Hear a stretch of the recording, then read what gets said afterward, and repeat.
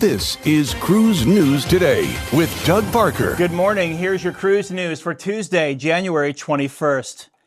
Norwegian Cruise Line Holdings has begun construction on a $150 million cruise pier at its private island Great Stirrup in the Bahamas.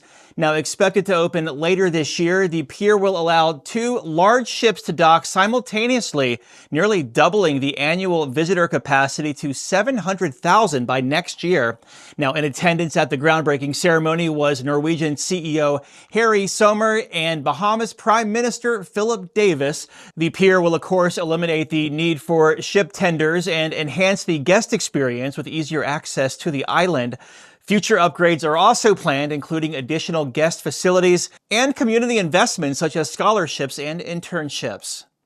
And Carnival Cruise Line is reminding passengers that hanging laundry or other items on balcony railings is strictly prohibited. Photos from 2 ships recently surfaced showing clotheslines strung across balconies with items such as T-shirts and underwear drying in the breeze. Now, brand ambassador John Heald confirmed that this behavior is against safety rules and said that cabin attendants promptly remove such items if they do see them.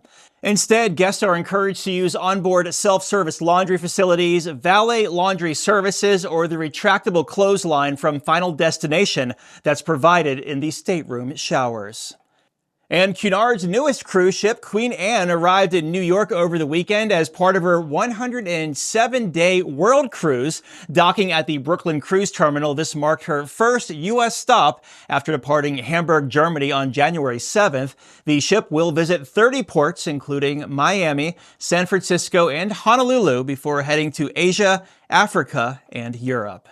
And the market was closed on Monday in observance of Martin Luther King Jr. Day. It reopens later on this morning. Lead on a story, let us know. Tips at cruiseradio.net. Have yourself a great Tuesday. I'm Doug Parker with Cruise News Today.